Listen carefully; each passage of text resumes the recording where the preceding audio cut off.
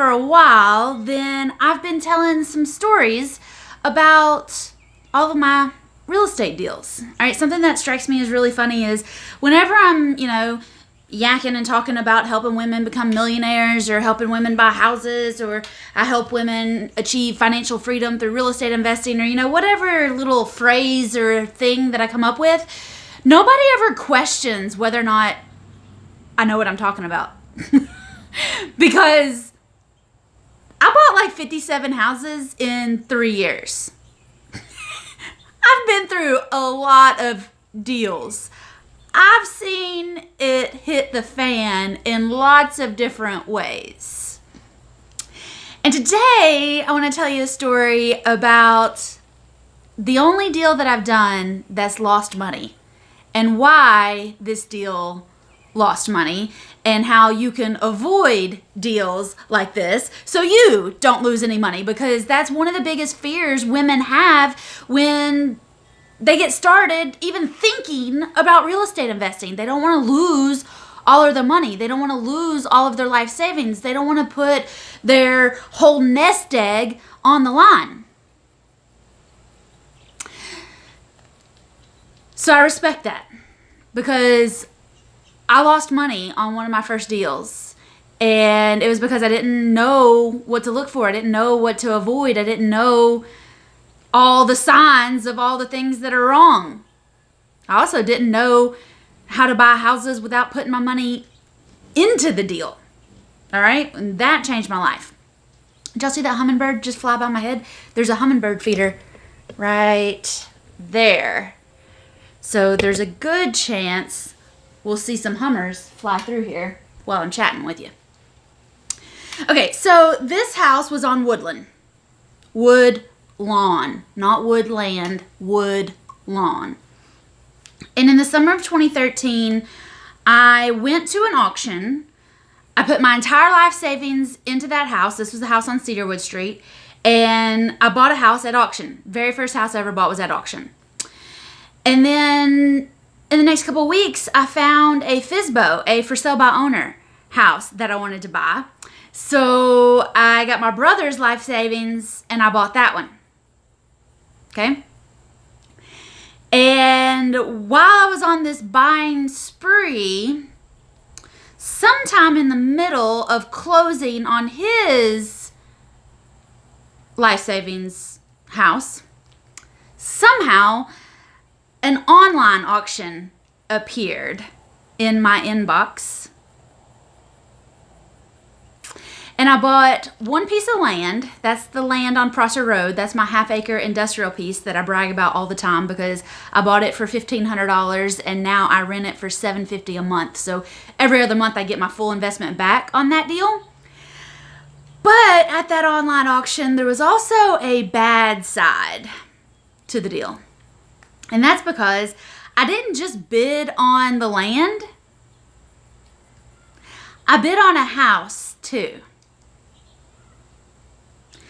And I won the house also.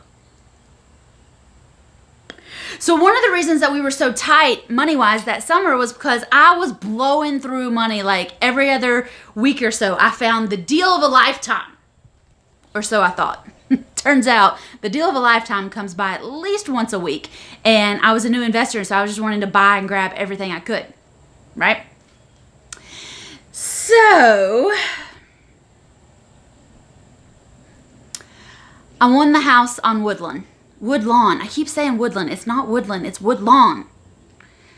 And when I bought the house on Woodlawn, the day the auction was closing, I sent my brother over to the house, and the auction company that had the house up for auction was some of our friends. It was the people that I bought the first house from. And so I just called and I said, hey, Justin, we want to go look at that house. What's the code? And he just gave us the code. Tyler went on in to look at it. I was on my way to Atlanta or something. I was, busy. So I sent somebody else to look at the house. I sent my brother to go look at that house. And when he walked in, I was on the phone with him and he said, oh God, Whitney, do not buy this house. Please don't buy this house. This house is a wreck. I'm not even, and I could hear him like gagging on the phone. And I was like, oh, is it that bad? He was like, yeah, we're not buying this house. Please don't buy this house. And I said, all right, we won't buy that house. But if we were going to put a bid on that house on Woodlawn, about how much would you bid? And Tyler said, I would not give more than $15,000 for this house. I mean, this house is a piece of crap. That other house that you bought on Cedarwood, it was a pretty big piece of crap, but this one's even worse. The house that we are looking at, that we got the contract pending on, that's falling down the mountain, it's a piece of crap, but this one's even worse than that. So we can't pay more than $15,000 for it. I was like, all right, cool. So I put a bid in on the auction for $15,000. And I was the high bidder. And I went to sleep that night. The auction ended at midnight. And the way the auction worked, the online auction that we were bidding on, you would put in your max price. And then as other people bid, they would put in their max price. And as long as they didn't meet or beat your bid, your max would be the max. Okay? So if somebody bid $4,000, I would be winning. If somebody bid $6,000, I would be winning. If somebody bid $15,100, I would be losing. And they would be at the high bid, okay? But I wanted to put my max bid in, and then I wanted to forget about it, okay? I didn't want to stay up until midnight to find out if I won or not. I didn't want to stay up till midnight to see if somebody was going to bump me at the last second and then extend the auction. I just put my highest and best in, and I went to bed. And when I woke up in the morning, I'd bought that half-acre piece of industrial land, and I bought a 2-bedroom, 1-bath house on Woodlawn. And it was a disaster from go. It was awful. I remember going over there, and this is one of the first houses that I kind of got scared to be in by myself, because when I went over there the first time, first of all, there was on-street parking on like a main thoroughfare between one interstate and a really busy highway. It was like a main road. So you could park on the street, but I'm a country girl. I'm not parking on the street. So I went around to the back of the alley, and I parked at the back of the house. And I was sitting there waiting on somebody to come over, a contractor or somebody to tell me what it was going to cost, to get this house in rentable or sellable shape. Because at this point, I didn't have a plan on how I would get rid of this stuff. I didn't have an exit strategy. I didn't have a clue what I was doing. I was just buying stuff and spending money left and right. Spending my life savings left and right. So, by the way, at the end of the auction, though, I bid, my highest bid that they accepted was $11,000. Okay, so I bought the house for $11,000. So, no. I said that wrong.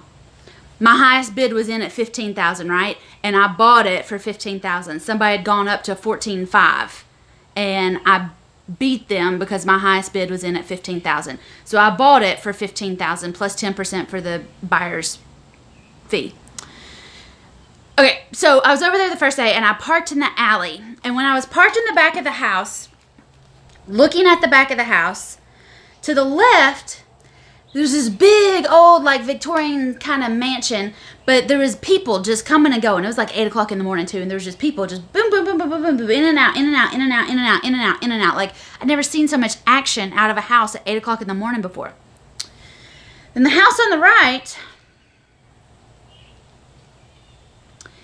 it had a really tall privacy fence, and it had 2, what I assume to be broken down, like creeper kidnapper vans in the backyard.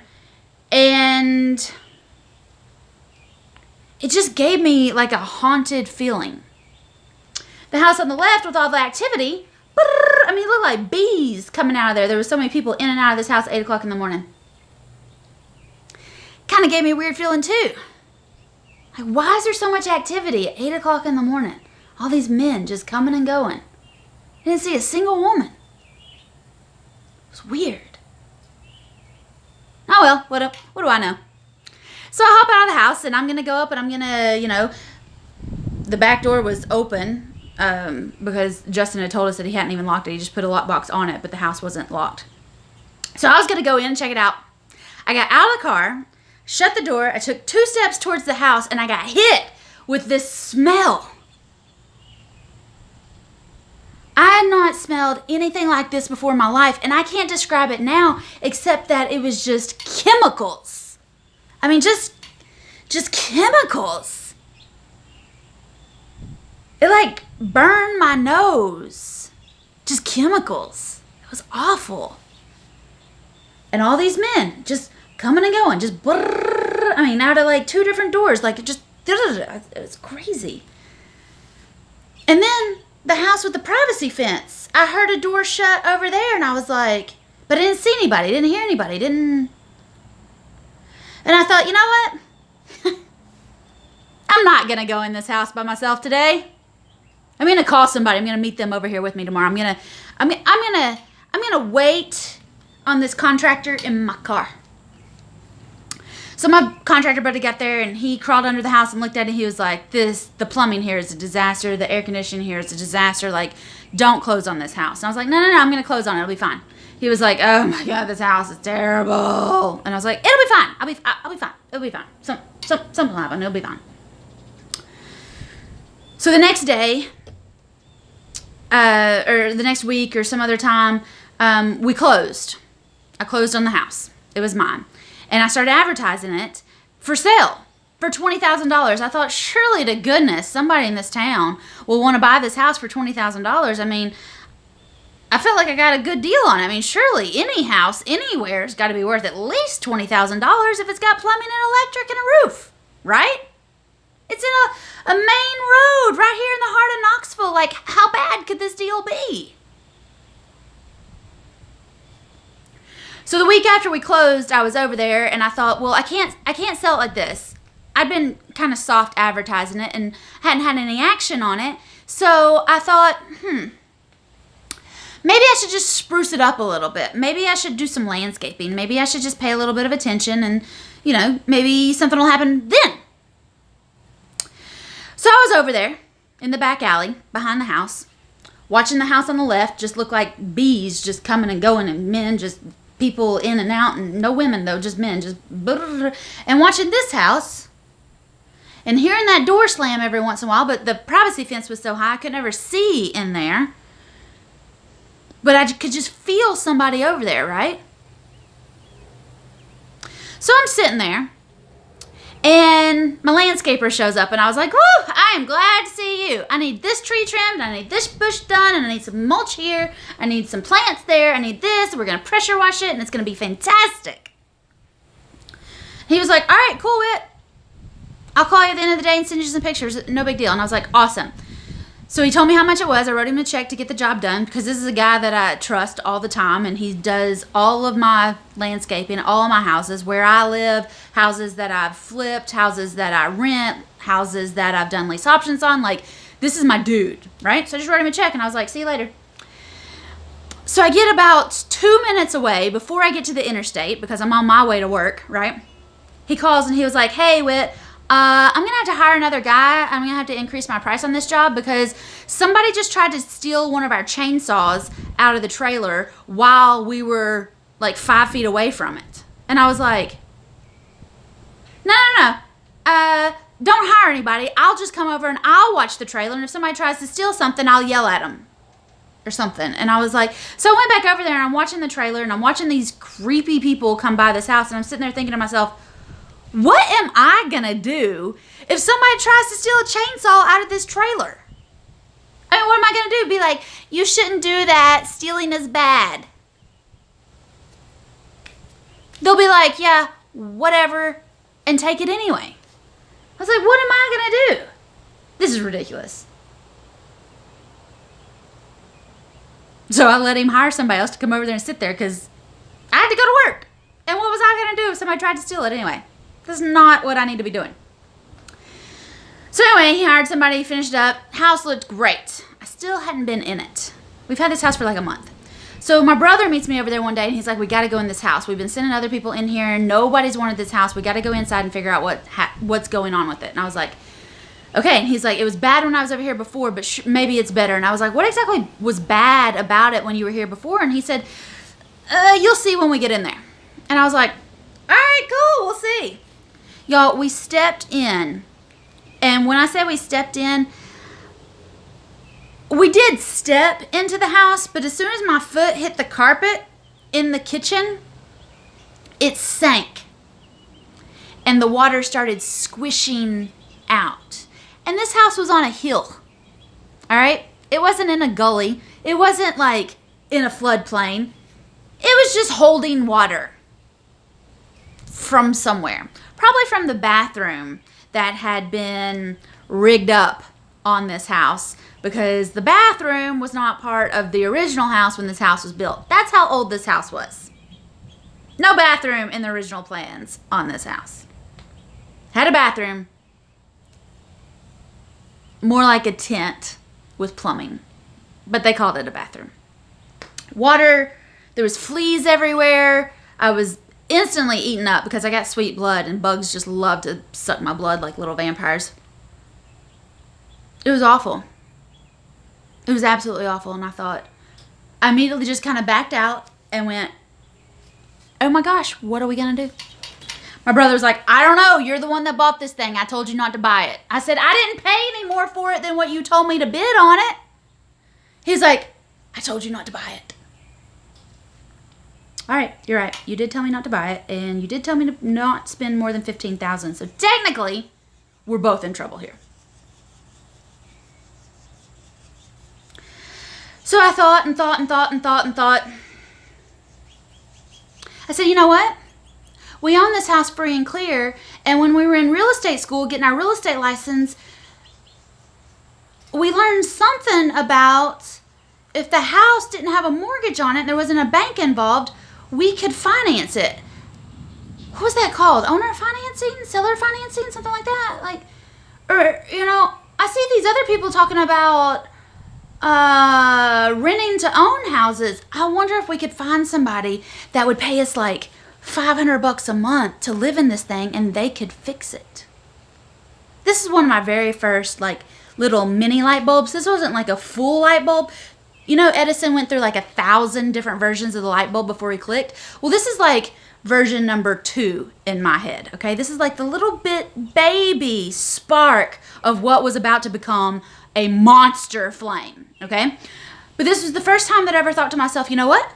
Somebody could make me monthly payments on this house and I could sell it to them and then I'd get all my money back eventually and I wouldn't be in such a flipping hole.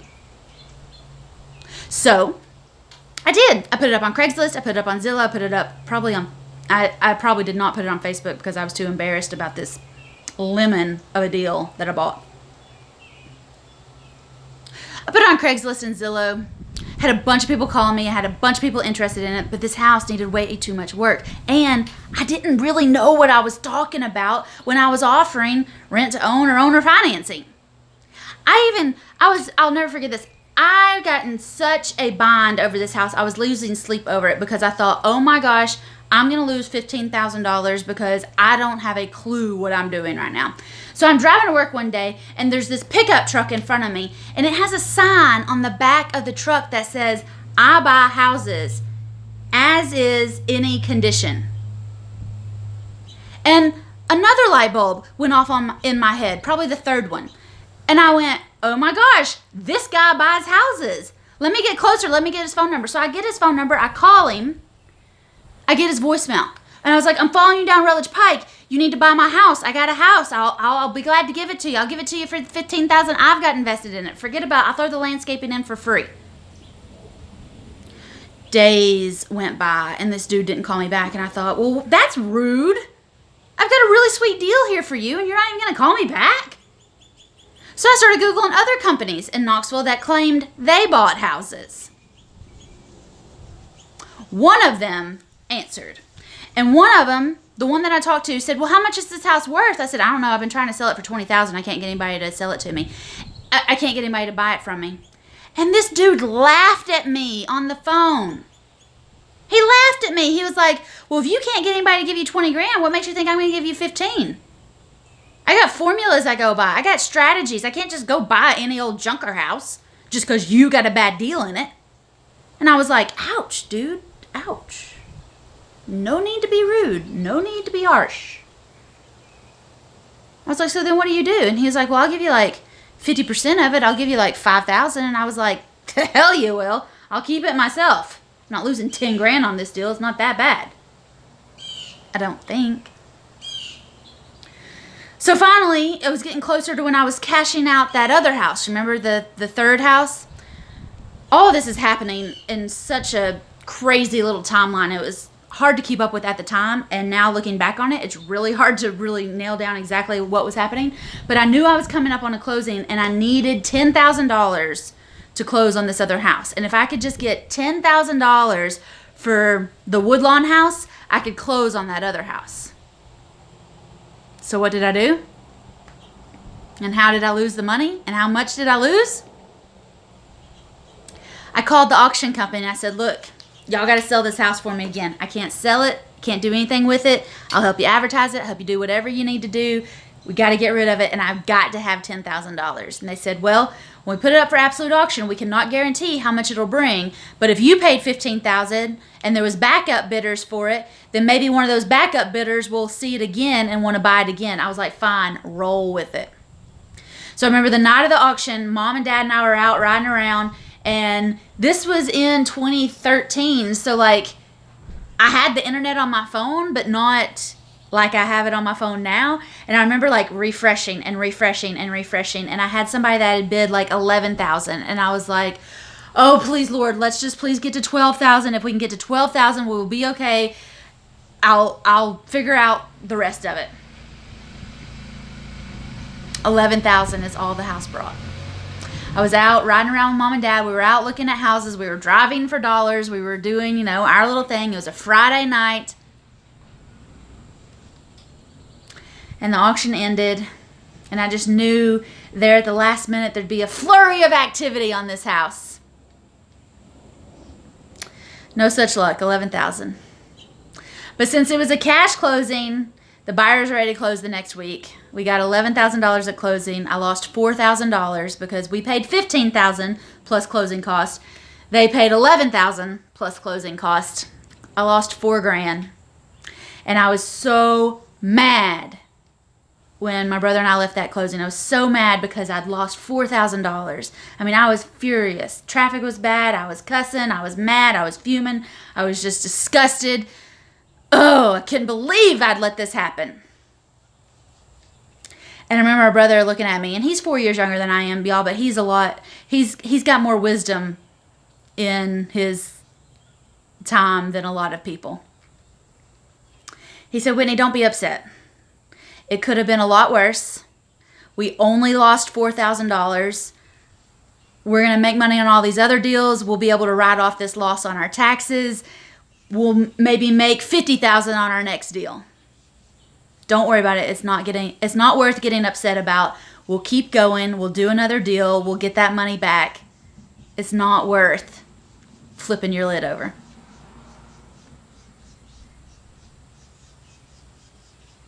So, now, it is a terrible memory. It is a terrible story. But I didn't get kidnapped. I didn't get raped. I didn't get mugged. I learned a huge lesson. I learned a ton of lessons. I learned to look at properties before you buy them, especially if you're paying cash. I learned to inspect properties before you buy them, especially if you're paying cash. I learned about wholesalers and that there were people in my town that claimed they bought houses, but they had strategies and formulas that I knew nothing about. I learned about advertising. I learned a little bit about owner financing. I learned about how auctions worked. I gained so much real world experience that if I tried to pay for that situation to happen in a classroom atmosphere, it would have cost me way more than $4,000. And the light bulb moments, the interactions I had, the lessons I learned, everything about that deal has paid off in dividends. So yes, technically, I have done a deal where I lost money. But it was one of those blessings in disguises. And now when I drive down Woodlawn, when I drive by that house with the activity that I never figured out what happened, even though I called the cops to escort me to the house one time, that's a different story. And even though I'm pretty sure the guy on the right side may have had a woman locked up in that house, and I don't know why I think that, but this was during one of the summers where they found some women that had been locked up in a house in Ohio. And none of that had happened to me. Okay? I'd been well protected. I gave my angels quite the workout. And I lived to tell the tale. So, that is the only house I've lost money on. But hopefully, you can take that bit of my experience and avoid it yourself. That was the house on Woodlawn. That was one of my very first purchases. That's the only house I've lost money on. And if you have any questions, or you have a similar story, or you have something that's happened to you and, you know, you want to tell me about it, drop a comment down below. I kind of laugh about it now because it bothered me so bad at the time.